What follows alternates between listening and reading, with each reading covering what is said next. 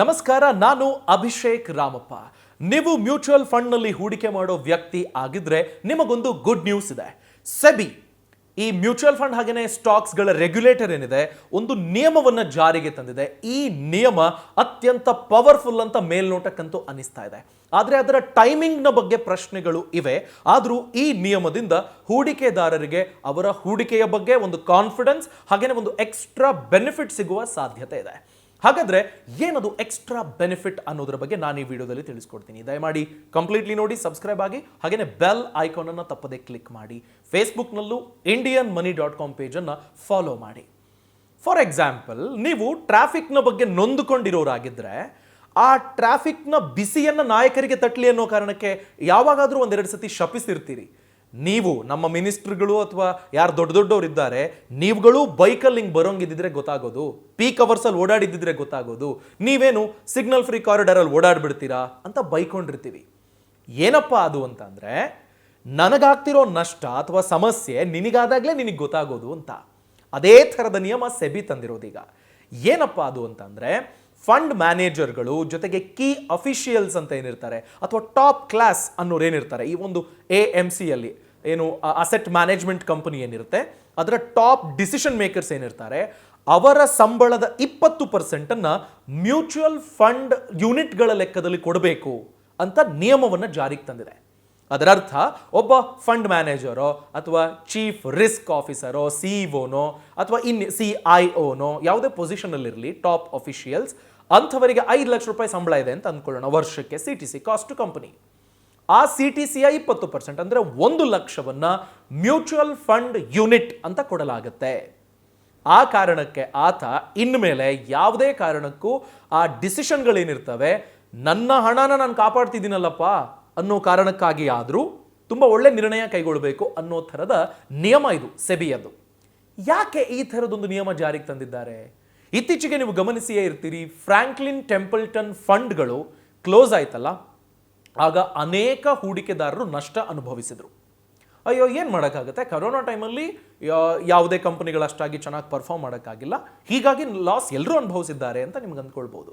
ಇದು ಲಾಸ್ ಅಷ್ಟೇ ಅಲ್ಲ, ಆ ಸಂಸ್ಥೆ ಆ ಫಂಡ್ಗಳು ಮುಚ್ಚಿ ಹೋಗೋ ರೇಂಜ್ಗೆ ಸಮಸ್ಯೆ ಆಗಿದ್ದು ಯಾಕಪ್ಪ ಅಂತಂದರೆ, ಈ ಟಾಪ್ ಅಫಿಷಿಯಲ್ಸ್ ಇದ್ರಲ್ಲ, ಅವರುಗಳಿಗೆ ಜನಸಾಮಾನ್ಯರಿಗೆ ಸಿಗುವ ಮಾಹಿತಿಗಿಂತ ಮುಂಚೆ ಒಂದು ಫಸ್ಟ್ ಹ್ಯಾಂಡ್ ಇನ್ಫಾರ್ಮೇಷನ್ ಡೆವಲಪ್ಮೆಂಟ್ಗಳ ಮಾಹಿತಿ ಸಿಕ್ಕಿಬಿಡುತ್ತೆ. ಸೊ ಅವರೇನು ಮಾಡಿದ್ರು ಅಂತಂದರೆ, ಎಕ್ಸಿಟ್ ಆದರೂ ಕಂಪ್ಲೀಟ್ಲಿ ಅವರ ಶೇರ್ಗಳನ್ನು ಮಾರಾಟ ಮಾಡಿ ಅವರ ಮ್ಯೂಚುವಲ್ ಫಂಡ್ ಯೂನಿಟ್ಗಳೇನಿದ್ವು ಅವೆಲ್ಲವನ್ನು ಲಿಕ್ವಿಡಿಫೈ ಮಾಡ್ಕೊಂಡ್ಬಿಟ್ಟು ಅವ್ರು ಸೇಫ್ ಆಗಿಬಿಟ್ರು. ಪಾಪ ಈ ರಿಟೇಲ್ ಇನ್ವೆಸ್ಟರ್ಸ್ ಏನಿದ್ದಾರೆ ಅವ್ರು ಸಿಕ್ಕಾಕೊಂಡ್ರು, ನಷ್ಟ ಅನುಭವಿಸಿದ್ರು. ಆ ಕಾರಣಕ್ಕೆ ಸೆಬಿ ಈ ರೂಲ್ಸನ್ನು ತಂದಿದೆ. ಕೀ ಅಫಿಷಿಯಲ್ಸ್ ಅವರ 20% ಸಂಬಳಕ್ಕಾಗಿ ಆದರೂ ಅವರು ಸರಿಯಾಗಿ ಕೆಲಸ ಮಾಡಬೇಕು, ನಿರ್ಣಯಗಳನ್ನು ಸರಿಯಾಗಿ ಕೈಗೊಳ್ಳಬೇಕು, ಸ್ವಲ್ಪ ಸೀರಿಯಸ್ ಆಗಿರಬೇಕು ಅನ್ನೋ ಅರ್ಥದ ಒಂದು ನಿಯಮ. ಆದರೆ ನೀವು ಅಂದ್ಕೊಳ್ಬಹುದು, ಓಕೆ, ನನ್ನ ಸಂಬಳ ನನಗೆ ಮ್ಯೂಚುವಲ್ ಫಂಡ್ ಯೂನಿಟಲ್ಲಿ ಬರುತ್ತೆ, ನಾನು ಅದನ್ನು ಮಾರಾಟ ಮಾಡಿ ಆರಾಮಾಗಿರ್ತೀನಿ, ಏನು ಪ್ರಾಬ್ಲಮ್ಮು ಅಂತ. ಆದರೆ ನಿಯಮ ಬಿಗಿಗೊಳಿಸಿರೋದು ಎಲ್ಲಪ್ಪ ಅಂತಂದರೆ, 3 ವರ್ಷದ ಲಾಕ್ ಇನ್ ಪೀರಿಯಡ್ ಇರುತ್ತಿದ್ದು. ಅವರಿಗೆ ಸಿಗುವ ಮ್ಯೂಚುವಲ್ ಫಂಡ್ ಯೂನಿಟ್ಗಳನ್ನು ಈ ಕೀ ಅಫಿಷಿಯಲ್ಸ್ಗೆ ಅವರ ಮ್ಯೂಚುವಲ್ ಫಂಡ್ ಯೂನಿಟನ್ನು ಮಾರೋದಕ್ಕೆ 3 ವರ್ಷದ ಟೈಮ್ ಪೀರಿಯಡ್ ಇರುತ್ತೆ. ಯಾವುದೇ ಕಾರಣಕ್ಕೂ ಅದರ ಒಳಗಡೆ ಅವರು ಮಾರಾಟ ಮಾಡೋ ಹಾಗಿಲ್ಲ. ಸೊ ಹಾಗಾದರೆ ಎಲ್ಲ ಮ್ಯೂಚುವಲ್ ಫಂಡ್ಗಳಿಗೂ ಇದು ಅಪ್ಲೈ ಆಗುತ್ತಾ ಅಂತ ನೀವು ಕೇಳಿದರೆ, ETF, index funds, overnight funds ಇವುಗಳನ್ನು ಎಕ್ಸ್ಕ್ಲೂಡ್ ಮಾಡಲಾಗಿದೆ. ಅವೆಲ್ಲ ಒಂದು ರೀತಿ ಪ್ಯಾಸಿವ್ ಫಂಡ್ಗಳು.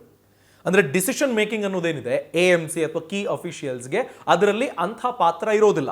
ಆ ಕಾರಣಕ್ಕಾಗಿ ಆದರೆ ಇದರ ಬಗ್ಗೆ ಪ್ರಶ್ನೆಗಳು ಹುಟ್ಕೊಳ್ತಾ ಇದೆ. ಯಾವ ಟೈಮಲ್ಲಿ ಫ್ರಾಂಕ್ಲಿನ್ ಟೆಂಪಲ್ಟನ್ ಈ ಥರ ಒಂದು ಸಮಸ್ಯೆ ಮಾಡಿಕೊಂಡು ಕ್ಲೋಸ್ ಆಗೋವರೆಗೂ ಸೆಬಿಯ ಏನು ಒಂದು ಪ್ರಿನ್ಸಿಪಲ್ ವಿಂಗ್ ಅನ್ನೋದೇನಿರುತ್ತೆ, ಅವರು ಏನಾಗ್ತಿದೆ ಆಗು ಹೋಗುಗಳನ್ನು ಕ್ರಾಸ್ ಚೆಕ್ ಮಾಡ್ಕೊಳ್ಬೇಕಲ್ವಾ, ಅವ್ರು ಏನು ಮಾಡ್ತಿದ್ರು? ಹಾಗಾದರೆ ಈಗ ನಿಮಗೆ ಯಾವುದೋ ಸಿನಿಮಾಗಳಲ್ಲಿ ಎಲ್ಲ ಕಳ್ಳರನ್ನ ಹೀರೋ ಬಂದು ಒಡೆದು ಹಾಕಾದ್ಮೇಲೆ ಪೊಲೀಸರು ಬರ್ತಾರೆ ಗೊತ್ತಾ, ಹ್ಯಾಂಡ್ಸ್ ಅಪ್ ಅಂತ, ಹಂಗಾಗ್ಬಿಡುತ್ತಿದ್ದು ಅಂತ ಗೇಲಿ ಮಾಡ್ತಿದ್ದಾರೆ. ಇನ್ನೂ ಒಂದು ವಿಚಾರ ಏನಪ್ಪ ಅಂತಂದರೆ, ನಿಮಗೆ ಪಬ್ಲಿಕ್ ಸೆಕ್ಟರ್ ಬ್ಯಾಂಕ್ಗಳು ಅನ್ನೋದನ್ನು ಗಮನಿಸಿದಾಗ ಅಲ್ಲೂ ನಷ್ಟ ಅನುಭವಿಸುವಂಥ ಬ್ಯಾಂಕ್ಗಳಿದ್ದಾವೆ. ಸೊ ಆ ಬ್ಯಾಂಕ್ನ ಅಫಿಷಿಯಲ್ಸ್ಗೆ ಇದೇ ಥರದ ನಿಯಮನ ತರಬಹುದಾ? ನೀವು ನಿಮ್ಮ 30% ಸಂಬಳನ ಈಕ್ವಿಟೀಸ್ನಲ್ಲಿ ಇನ್ವೆಸ್ಟ್ ಮಾಡಬೇಕು, ಹಾಗೆ ನೀವು ಬ್ಯಾಂಕಿಗೆ ಲಾಭ ಮಾಡಬೇಕು, ಈ ಥರ ಏನಾದರೂ ಒಂದು ನಿಯಮನ ತರೋದಕ್ಕಾಗತ್ತಾ? ಸಾಧ್ಯ ಇಲ್ಲ. ಅದರ ಬಗ್ಗೆನೂ ಪ್ರಶ್ನೆ ಮಾಡ್ತಿದ್ದಾರೆ. ಈಗ ನಿಮಗೆ AMC ಅಸೆಟ್ ಮ್ಯಾನೇಜ್ಮೆಂಟ್ ಕಂಪನಿಗಳು ಅಂತ ಬಂದಾಗ ಅವುಗಳು ಪ್ರೈವೇಟ್ ವಿಂಗು, ಹಾಗಾಗಿ ಈ ಥರದ ಒಂದು ನಿಯಮ ಬರ್ತಿದೆ. ಅದೇ ಸರ್ಕಾರಿ ಸಂಸ್ಥೆಗಳ ಮೇಲೆ ಈ ಥರ ನಿಯಮ ಬರ್ತಿತ್ತಾ ಅಂತಲೂ ಪ್ರಶ್ನೆ ಮಾಡ್ತಿದ್ದಾರೆ. ಆದರೆ ಈ ಎಲ್ಲ ಪ್ರಶ್ನೆಗಳನ್ನು ಪಕ್ಕಕ್ಕಿಟ್ಟು ನಾವು ನೋಡಿದಾಗ ಇನ್ವೆಸ್ಟರ್ಸ್ಗೆ ಒಂದು ನೆಮ್ಮದಿ ಏನಪ್ಪ ಅಂತಂದ್ರೆ, ನನ್ನ ಫಂಡನ್ನು ಮೇಂಟೈನ್ ಮಾಡುವಂಥ ಒಬ್ಬ ಡಿಸಿಷನ್ ಮೇಕಿಂಗ್ ಹೆಡ್ ಏನಿದ್ದಾನೆ ಅವನ ದುಡ್ಡನ್ನು ನಾನು ಹಾಕೋ ಕಡೆಗೇನೆ ಆತ ಇನ್ವೆಸ್ಟ್ ಮಾಡ್ತಿದ್ದಾನೆ. ಅವನು ಎಲ್ಲೆಲ್ಲಿ ಇನ್ವೆಸ್ಟ್ ಮಾಡ್ತಿದ್ದಾನೆ ಅದರಲ್ಲಿ ಆತನದ್ದು ಶೇರ್ ಇದೆ. ಸೊ ಟಾಪ್ ಅಫಿಷಿಯಲ್ಸ್ ಅಂತ ಬಂದಾಗ ಕೋಟಿಗಟ್ಟಲೆ ಸಂಬಳ ತಗೊಳ್ಳೋರು ಇರ್ತಾರೆ. ಆತನ 20% ಸಂಬಳನ ಆತ ಕಳ್ಕೊಳ್ಳೋಕೆ ಆತನೂ ಯೋಚನೆ ಮಾಡೋದಿಲ್ಲ. ಆ ಕಾರಣಕ್ಕಾಗಿ ಇನ್ವೆಸ್ಟರ್ಸಿಗೂ ಒಂದು ತರದ ಲಾಭ ಅಂತ ಯೋಚನೆ ಮಾಡಲಾಗ್ತದೆ. ಲಾಸ್ ಏನಪ್ಪಾ ಅಂದ್ರೆ ಇದರ ಒಂದು ನೆಗೆಟಿವ್ ಎಫೆಕ್ಟ್ ಅಂತ ನಾವು ಯೋಚನೆ ಮಾಡುವಾಗ ಮೇ ಬಿ ಗೊತ್ತಿಲ್ಲ ಮುಂದಿನ ದಿನಗಳಲ್ಲಿ ಈ ಥರದ ನಿರ್ಣಯ ಬರುತ್ತಾ ಅಂತ. ಎಕ್ಸ್ಪೆನ್ಸ್ ರೇಷಿಯೋ ಏರಿಕೆ ಮಾಡಬಹುದೇನೋ ಗೊತ್ತಿಲ್ಲ, ಆ ಥರ ಆಗಲೂಬಹುದು, ಆಗದೇನೂ ಇರಬಹುದು. ಒಂದು ವೇಳೆ ಕೀ ಅಫಿಷಿಯಲ್ಸ್ ಈ ಥರದ ನಿರ್ಣಯವನ್ನು ಕೈಗೊಳ್ಳಬೇಕು ಅಂತ ಆದಾಗ ಅವರ ಅರ್ನಿಂಗ್ಸನ್ನೇ ಅವರು ಮ್ಯಾನೇಜ್ ಮಾಡಬೇಕಾಗುತ್ತೆ ಅವರು ಕೆಲಸ ಮಾಡೋ ಫಂಡ್ಗಳಲ್ಲಿ ಅಂತ ಬಂದಾಗ ಬಹುಶಃ ಈ ಎಕ್ಸ್ಪೆನ್ಸ್ ರೇಷಿಯೋ ವಿಚಾರದಲ್ಲಿ ಅವರು ಇದರ ಏನು ಭಾರ ಇರುತ್ತಲ್ವಾ, ಅಂದರೆ ಅವರ ಸಂಬಳ ಸಿಕ್ಕಾಕೊಂಡಿರೋ ರಿಸ್ಕ್ ಇರುತ್ತಲ್ವಾ, ಅದನ್ನು ಕಾಂಪೆನ್ಸೇಟ್ ಮಾಡೋದಕ್ಕೆ ಯಾರೆಲ್ಲ ರಿಟೇಲ್ ಇನ್ವೆಸ್ಟರ್ಸ್ ಇರ್ತಾರೆ ಅಂಥವರ ಮೇಲೆ ಎಕ್ಸ್ಟ್ರಾ ಬರ್ಡನನ್ನು ಹಾಕಬಹುದು ಅನ್ನೋ ಒಂದು ಅಂದಾಜಿದೆ. ಈ ಅಂದಾಜಿನ ಜೊತೆಗೆ ಇನ್ನೊಂದು ಕ್ಲಾರಿಫಿಕೇಶನ್, ಈ ಫಂಡ್ ಮ್ಯಾನೇಜರ್ಸು ಅಥವಾ ಕೀ ಅಫಿಷಿಯಲ್ಸು ಕೆಲವರೆಲ್ಲ 3-4 ಫಂಡ್ಗಳನ್ನು ಮೇಂಟೈನ್ ಮಾಡ್ತಿರ್ತಾರಪ್ಪ. ಅಂಥವ್ರ ಕತೆ ಏನು ಅಂತಂದರೆ ಈ 20% ಡಿವೈಡ್ ಮಾಡಿ ಅದರಲ್ಲಿ ಇನ್ವೆಸ್ಟ್ ಮಾಡೋದು. ಆ ಥರದ ನಿಯಮದ ಬಗ್ಗೆ ಈಗ ಸೆಬಿ ಚಿಂತನೆಯನ್ನು ನಡೆಸಿ ಜಾರಿಗೆ ತಂದು ಆಗಿದೆ. ಇದು ಯಾವಾಗಿನಿಂದ ಎಫೆಕ್ಟಿಗೆ ಬರುತ್ತೆ ಅಂತ ಆದರೆ ಜುಲೈ 1ನೇ ತಾರೀಕು 2021ರಿಂದ. ಬಹುಶಃ ಮುಂದಿನ ದಿನಗಳಲ್ಲಿ ಏನಾದರೂ ಅಲ್ಪ ಸ್ವಲ್ಪ ಬದಲಾವಣೆಗಳನ್ನು ಮಾಡಬಹುದು. ಆದರೆ ಈ ಕ್ಷಣಕ್ಕಂತೂ ಹೂಡಿಕೆದಾರರಿಗೆ ಸ್ವಲ್ಪ ನಿರಾಳತೆ. ಅಟ್ಲೀಸ್ಟ್ ಫ್ರಾಂಕ್ಲಿನ್ ಟೆಂಪಲ್ಟನ್ ಫಂಡ್ಗಳಿಗೆ ಆದಂತಹ ದುರ್ಗತಿ ಇನ್ನು ಮುಂದೆ ಯಾವುದೇ ಫಂಡ್ಗಳಿಗೆ ಆಗದೆ ರಿಟೇಲ್ ಇನ್ವೆಸ್ಟರ್ಸ್ಗೆ ಸಮಸ್ಯೆ ಆಗದಂತೆ ನೋಡಿಕೊಂಡ್ರೆ ಸಾಕು. ನೀವು ಸಹ ನಿಮ್ಮ ಹಣವನ್ನು ಎಲ್ಲಿ ಹೂಡಿಕೆ ಮಾಡಬೇಕು ಅನ್ನೋದ್ರ ಬಗ್ಗೆ ಆಲೋಚನೆಯಲ್ಲಿದ್ದರೆ, ನಿಮಗೊಂದು ಎಕ್ಸ್ಪರ್ಟ್ ಒಪಿನಿಯನ್ ಬೇಕಾಗಿದ್ದರೆ ಫಿನಾನ್ಷಿಯಲ್ ಫ್ರೀಡಮ್ ಅಪ್ಲಿಕೇಶನ್ ನಿಮಗೆ ರೈಟ್ ಪ್ಲಾಟ್ಫಾರ್ಮ್. ಯಾಕಪ್ಪ ಅಂತಂದರೆ ನಿಮಗೆ 5-10 ನಿಮಿಷದಲ್ಲಿ ಎಲ್ಲವನ್ನು ಎಕ್ಸ್ಪ್ಲೈನ್ ಮಾಡಿ ಟೆಕ್ನಿಕಲ್ಸನ್ನು ನಿಮ್ಮ ಮುಂದೆ ತರೋದಕ್ಕಾಗೋದಿಲ್ಲ. ಆ್ಯಂಡ್ ನಾನು ಅದಕ್ಕೆ ಕ್ವಾಲಿಫೈಡಾ ಅನ್ನೋ ಪ್ರಶ್ನೆ ಬರುತ್ತೆ. ಆದರೆ ನಿಮಗೆ ಮ್ಯೂಚುವಲ್ ಫಂಡ್ಸಲ್ಲೋ ಸ್ಟಾಕ್ಸ್ನಲ್ಲೋ ಲಾಭ ಮಾಡಿದವರು, ಕೃಷಿ ಮತ್ತು ಬಿಸ್ನೆಸ್ನಲ್ಲಿ ಮೇರು ಸ್ತರಕ್ಕೆ ತಲುಪಿದವರು, ಕೋಟ್ಯಾಂತರ ರೂಪಾಯಿ ಲಾಭ ಮಾಡಿದವರು ನಿಮಗೆ ಆ ಬಿಸ್ನೆಸ್ ಬಗ್ಗೆ ಇನ್ವೆಸ್ಟ್ಮೆಂಟ್ ಬಗ್ಗೆ ಹೇಳಿಕೊಟ್ರೆ ನೀವು ಅದನ್ನಾಗ ನಂಬ್ತೀರಿ ಅಲ್ವಾ?